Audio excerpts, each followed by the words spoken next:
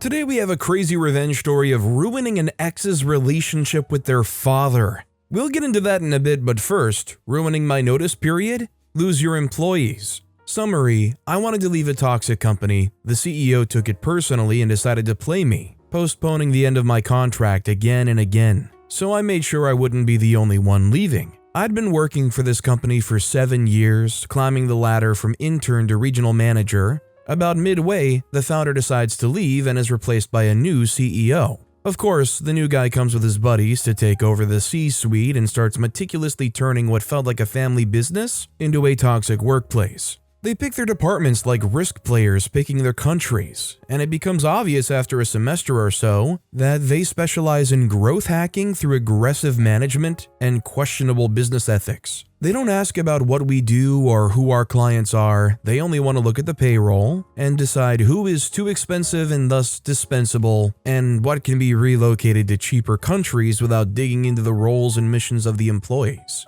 A year into their reign, people start burning out, quitting, or quiet quitting. Our partners and clients are leaving us as well, and our NPS and Glassdoor grade have never been so low. Their quick fix? HR trades hoodies against good reviews. After 2 years, I'm at a stage where I can't take it anymore. Every project I run for them gives me knots in my stomach, and I see no point in working for a company that cares so little about its clients, its employees, and has no reason to be other than make money with no vision or strategy. I finally say yes to a headhunter and send in my resignation letter. I was confident I could shorten my 3-month notice period as I got such great reviews, so I would have some time off between jobs to enjoy my 1-year-old, whom I hardly had seen over the past exhausting months. Next thing you know, the CEO calls me out of the blue to have some kind of improvised exit interview, asking me why I was leaving. I naively thought the exit interviews were about being honest. It turns out not. It all started with what a great manager I was and how everyone loved working with me, how I always deliver, and what a pillar I was to this company. After I explained the reasons of me leaving in a most diplomatic way, it finished by how unprofessional I was being, how it wouldn't make a difference anyway, and what a coward I was. Rats leaving the boat, as they say. He finished the conversation with, "I know your supervisor agreed to let you go earlier, but she's off on sick leave, and I'm in charge. I could help you, but I won't." Of course, I leave the meeting absolutely devastated, not only by the last bit, but by the whole situation. Luckily, the very next day, the CEO calls me again and, in a half-apologetic tone, explains that she has slept on it and is willing to let me go early if I work twice as hard to finish a new project he puts on my plate while doing my handover. You can be gone a month from now, but do keep it between us, or people will get depressed when they hear the news. Do you see where this is going? A friend I have on the board of directors tells me, "We all know about your leaving. The CEO is furious and made it clear to us he'd have you work your butt off until the very last day of your contract." And indeed, when I reached out to the CEO a month later, a new project lands on my plate. But as soon as you're done, you're gone. And then it's about HR paperwork taking time. Then the need for me to onboard a new team member before I leave. There's always a good reason. So in the end, I did serve my full notice. Oh, you don't want anyone to know? Everyone will know. I write a killer review on Glassdoor and send a very short message on the internal network stating I've decided to leave, but without more details. Of course, tons of people reach out to get to hear the full story. I can't say if I'm a pillar in this company, but I certainly have tons of friends in all branches globally, and when they hear of the whole situation, adding up to their existing frustration, they start talking about leaving as well. And I do my best to encourage them to do so. Within 2 weeks, my whole team resigned, as did 3 regional heads of sales and 5 colleagues in other departments. I was not the reason per se, but definitely the straw that broke the camel's back. My friend on the board of directors keeps sending me screenshots of managers complaining to the CEO about letting me go.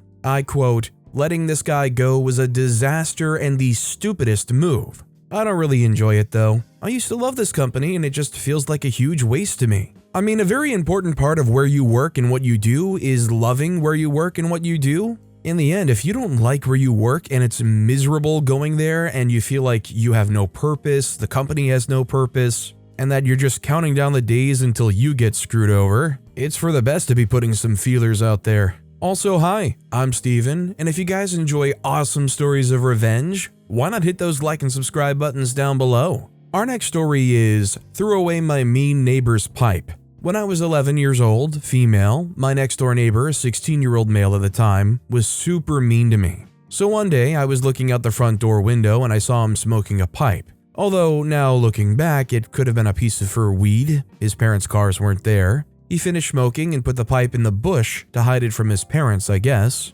So 10 minutes after he went back inside, I ran out, took the pipe, and threw it in the gutter. Never to be seen again. Don't regret it at all, and I'm 23 now. Pretty easy way to get back at somebody for sure, and good on OP. I'm not one to really judge anybody, but 16 years old, OP was probably doing them a favor anyways. Our next story is I stole from a previous job for a pregnant coworker. This incident happened many years ago, however, I recently remembered and thought this might be a good place for it. A long time ago, I, female 28, was hired at my first job.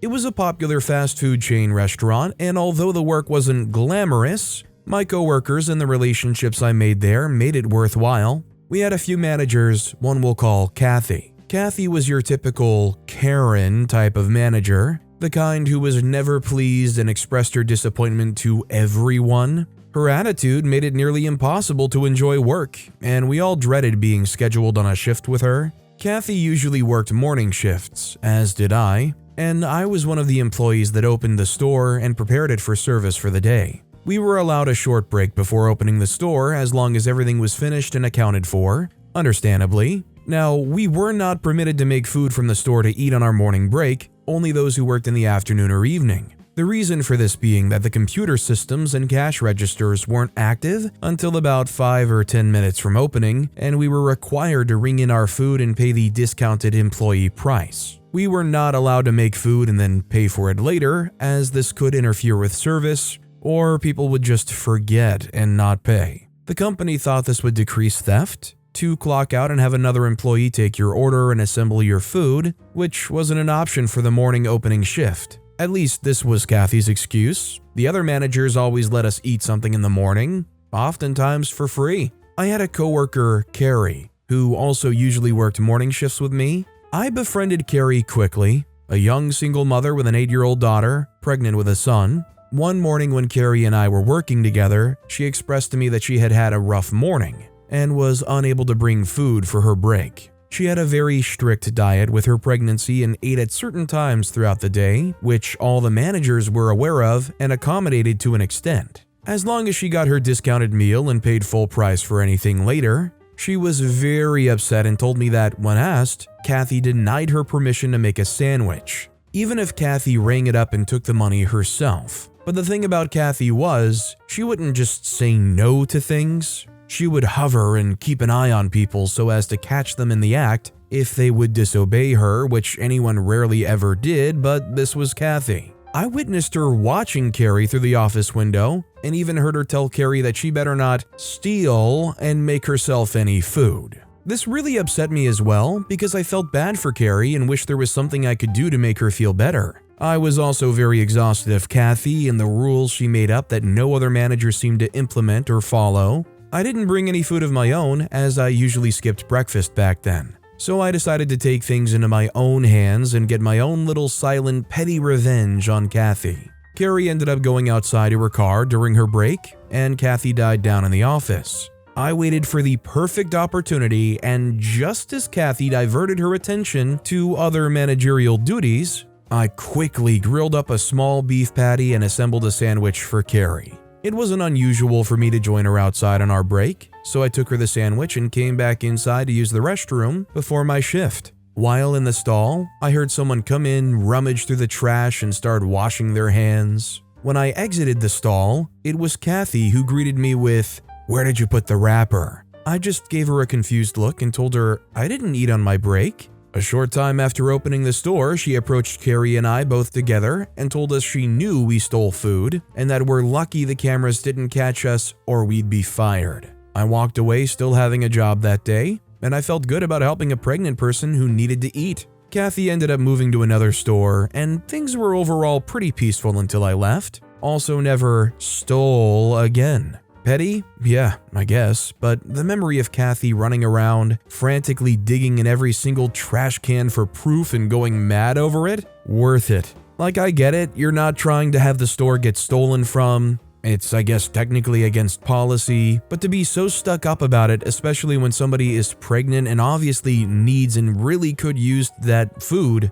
to go around and just start digging in trash cans, frantically trying to find evidence. I mean, she just must not enjoy looking on her phone or iPad or anything that she might bring to work, because she has just way too much time on her hands. This next story took her boyfriend and made him happy. In high school, I had a best friend who was actually the biggest bench. She would come up with pranks for fun and constantly throw me under the bus. For example, this one time, she thought it would be funny if we told my boyfriend at the time, who I didn't really want to be with but was a peer pressure situation from her, that I was suffering from mental health. She messaged him and sent me screenshots, and over the course of an hour, it went from, she's just feeling low, to she's going to end herself. She didn't listen when I told her it was going too far and just to stop, but she didn't listen. He got really worried and told the school, and she told them it was my idea and a fake account I created. I got into a crap ton of trouble, and she thought it was the funniest thing ever. In 2020, she told me she liked a guy who I'm currently with. So I messaged him and set them up. She tested him good for a few weeks, giving him attention and just being a normal girlfriend really. After then, she started ignoring him and openly flirted with other lads in the group. When he mentioned it to her, she started crying, saying she loved him and would go back to the way she was before. I confronted her a few times and told her to grow the freak up and just tell him if she didn't want him. By this point, she wouldn't even stand next to him. She gave me the same until she started telling me to mind my own business. Me and him got closer as friends, and he was telling me about how she was, and honestly, I was beyond annoyed at her, so I told him to break up with her. He had a conversation with her where she was crying, saying she loved him, yelling at him because he pointed out all the crappy things she did, and it ended with her telling him that they're better off as friends. The last couple of months of their relationship, it was already clear we were interested in each other as more than friends. He would bring in my favorite snacks, and we shared a Monster. She was oblivious and didn't give a crap. She was too busy flirting and cuddling with the other lads. When they broke up, I went to his house with a Monster and his favorite Doritos. We got together officially in April 2022. Our first kiss was on his birthday on his best friend's bed.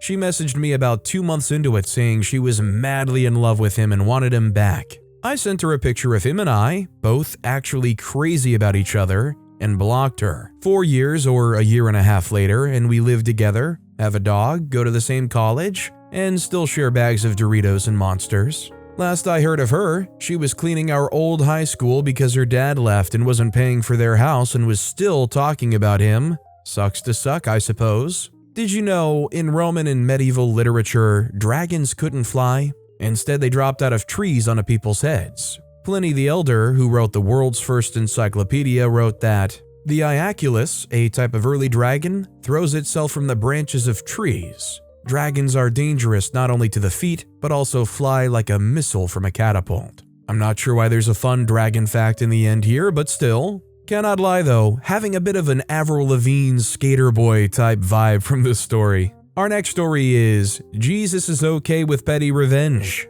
Trigger warning, shoplifting, petty crime involved in the revenge. It's okay though, Jesus approved. This takes place many years ago. My late ex-husband, who was super self-righteous and a pillar of the community, and a mediocre fish in a pond full of floating religious turds, Southern USA, so if you know, you know, he had purchased a $248 lawnmower from a Big Blue store. The day he bought it, he attempted to use it, and it did not work. He took it back the same day to the store, and they would not refund him the money at all. It had grass stains on it from the attempts to use it, so they used that as a reason not to refund. Evidently, at that time, a big press story was going on about how people were gaming the big stores by returning stuff, so they were cracking down on returns. He was a super religious guy that was totally insulted and furious that anyone would doubt his honorable word. Anyway, on to the revenge. It took me a while to catch on to what was going on.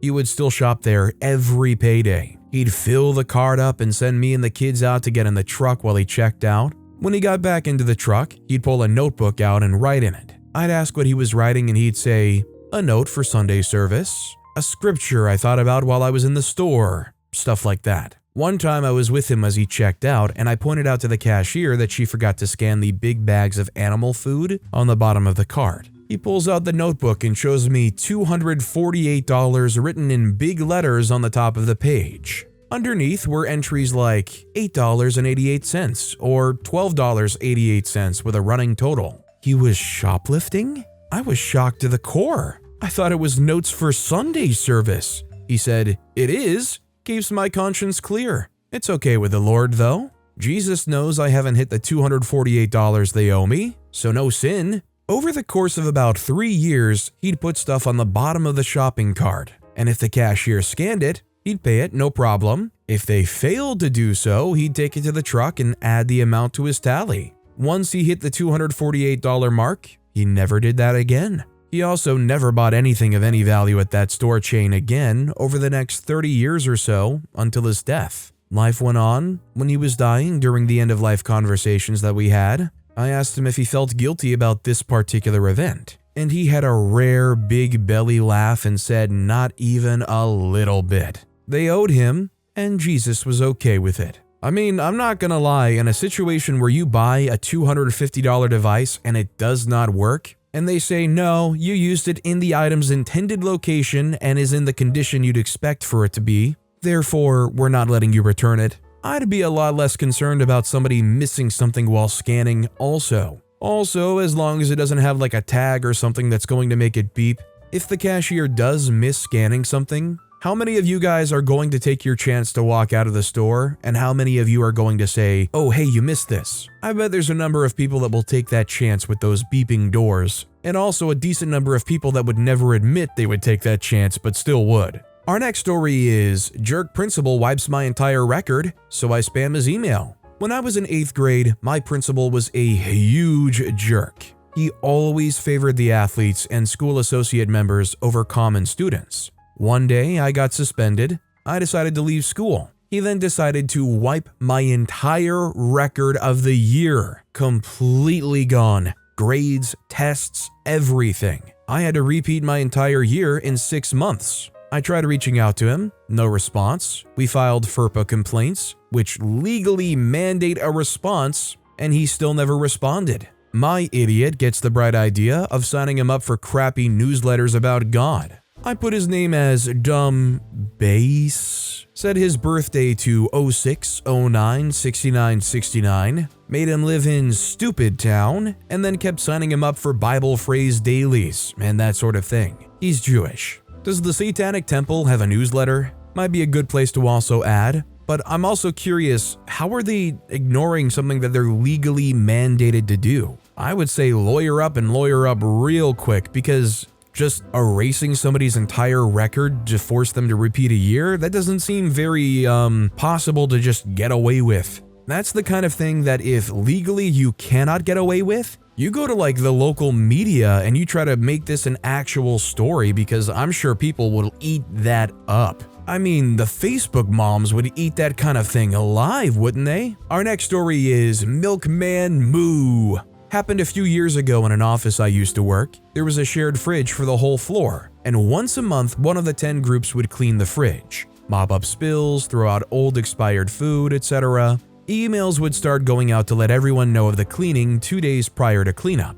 Then a final one would get sent right before starting. One month, it was my turn's group to do the cleaning, and the emails went out as usual. On the day of the cleaning, we find some truly disgusting things. But the worst of all of it was a bloated carton of extremely expired milk. We thought nothing of it when we tossed it, finished cleaning, and went about our day. Not 10 minutes later, we get an email from Adam in all caps addressed to the entire company. "You threw away my milk." In the body, he wrote, "You had no right to throw away my milk. It is my hard-earned money that bought that milk, and you threw it away. I demand compensation for my lost milk," with a million exclamation marks. We were flabbergasted by Adam's temper tantrum and his attempt to get my group in trouble. So we walked over to the office spaces, where Adam's office was but remained out of his line of sight, and started mooing and lowing like cows. We kept going till he threw his office door open, then we immediately scattered. He must not have reported the cow noises to anyone because the next day, he replies to his original email with a very heartfelt apology and a promise to buy ice cream for my group. I'm just wondering what would happen with management getting wind of a situation like this. If everybody that was cleaning that fridge came forward and said, oh, this thing was super expired, and he's claiming that it wasn't and that it was still perfectly good milk that he bought himself, I guess where does the burden of proof fall for either side? Is it on the people cleaning the fridge to now somehow document everything that they throw out or get rid of? I would assume ultimately management would go to Adam and say, listen, we're sorry about the milk, but it's just milk. It costs like $3 for a gallon. Shoot, if I were one of the people who cleaned the fridge, I might be willing to give Adam $3 just to shut up. Next thing you know, somebody will probably order like an Uber Eats delivery in his name and it's just a gallon of milk. Our next story is how I made my brother fly all over the country to get to his daughter's graduation. So I, 50-year-old female, have an exceptionally annoying older brother, 61-year-old male. There came a time in his life when his youngest daughter was graduating from college in Ohio. We live in Washington State, and a few of the family had made plans to go to my niece's college graduation and taking a few vacation days to see the sights, so we would be leaving before him. My brother kept procrastinating and not making plane reservations for some unknown reason. Finally, when it was getting close to the date, I asked him one last time, "Are you or are you not coming with us to the graduation?" He whined and complained and asked if I would make the plane reservation because he was too busy, it was such a pain, etc. I said sure, no problem, and I then proceeded to send him all over the country on Southwest Airlines, so that he ended up taking 4 airplanes between Seattle and Ohio over about 12 hours. I believe he flew from Seattle to Los Angeles to Salt Lake City to Atlanta, then to Cleveland or something like that, as that particular detail is a bit foggy as it was about 12 years ago. We went to pick him up at the airport and he kept saying, "I just can't figure out why I had to take so many planes to get here. Seems like there should have been a more direct flight." Baby sister just smiled and said, "Huh, that's so weird. I wonder how that happened." I was gonna say in a situation like this, even Southwest Airlines is probably too good. I'm sure you could have found some budget no-name company to put them on, right? Our next story is Restaurant Petty Revenge. This was years ago, but it still makes me smile when I think about it. I was serving at a restaurant in the US, and we had this group of 10 to 12 women come in. For context, they were middle-aged, white, wealthy, Karen-esque, but overall fine, except for one of them. From the moment she walked in the door, it was like Satan and Kate Gosselin had a love child. Demanding, rude, snapped her fingers when the host was on the phone, benched about the works. At least her friends apologized on her behalf. They sit in my section, and before I can even introduce myself, she cuts me off and says, "We are here to be served, not make friends." Alright, bet. I go around to take drink orders, and they're ordering rosé, Cosmos, martinis. So I ask them for all of their IDs, and they love it, telling me how flattered they are and how sweet I am. And then I get to her, the last one at the table. She orders her Kettle One and soda with 3 lemons, and pulls out her ID with a little grin on her face. So I say, "Oh no, that's okay, I don't need it, you're good." The look on her face was freaking priceless. So were the giggles from the rest of the table, and my manager when I told him. Good times. Such a quick and easy way to just make this person feel terrible for being a terrible customer. Our next story is ruin my ex's relationship with her father after she tried to ruin my life. To begin, my ex-girlfriend and I had been dating for 3 years up until this point. 1.5 of those years had been long distance, and the last 1.5 were together in her home country. When I say 1.5 of those were in her home country, I want to make it clear that, in order to be together, I dropped close to everything in my life to move to be with her. That is to say, I left my family, friends, and all of my customs and cultural norms to be together. I did still retain my job, which I worked remotely in her country, though I had to massively shift my work schedule to match the time difference, which was pretty difficult in and of itself. So I was able to contribute heavily to bills, rent, etc. The first 6 months of us living together went fairly well. There were some bumps here and there, but it was nice to finally be together. Towards the last 6 months of our relationship, however, she began to get extremely paranoid and insecure. She also went off medication and quit therapy around this time as well, due to her therapist wanting to do exposure therapy, which she didn't want to do. This, coupled with a lot of insecurity due to weight gain and her perceived loss of hotness, made her very insecure, although I still found her very beautiful and honestly didn't notice much of a difference. The last night I was with her, she demanded to see my phone so she could go through it to verify I wasn't cheating, to which I initially said no because I found it to be an invasion of privacy and no trust between us to have to go through my phone. Eventually I gave in and let her go through it after she began to throw all of my belongings in the hallway of our flat, screaming at me to leave because I had cheated. When she went through my phone, of course, she didn't find anything. However, by that point, she said it was because I had deleted the evidence and kicked me out into the middle of her country. I had nowhere to go, no idea what I was going to do, and eventually just got a room at a crappy hotel and booked a flight the next day to go back to my country as I had work after the weekend was over. She then called me a few times to say she wanted to work things out, only to go back on them and say, "Actually, I'm only saying that so you'll leave me alone." No idea why that was needed, but felt unusually cruel. Anyway, once I got back to my country, I was horribly depressed and really felt absolutely violated and wronged as I literally had done nothing wrong. I was faithful to her our entire relationship. I tried to move on, but still had this feeling of unjustness and being angry that she had had me reset my life, just for her to then force me to reset it again over a mere suspicion. I decided I needed to level the playing field and get some sort of retribution, so I emailed her father pictures of us together. Nothing sexual, just us taking pictures as a couple. To add context, my ethnic and religious background and hers are not very agreeable and we're not to date or intermarry. And her father was quite conservative. More to that, she lied to him our entire relationship and said she wasn't seeing anyone or interested in marriage as she was focusing on her career. So learning that she had, in fact, been in a relationship for 3 years and that he was being lied to, I'm sure was quite the surprise. She then messaged me saying I ruined her father's view of her and their relationship, and I imagine that has not changed. I have heard that the best revenge is success, and I agree. I have so far, I'm still fairly young, achieved my short-term goals, but this has been a nice added bonus, and I do genuinely feel after all she put me through, that it was well-deserved. Definitely something I would consider petty, but I mean, in a situation like that, you're feeling particularly scorned.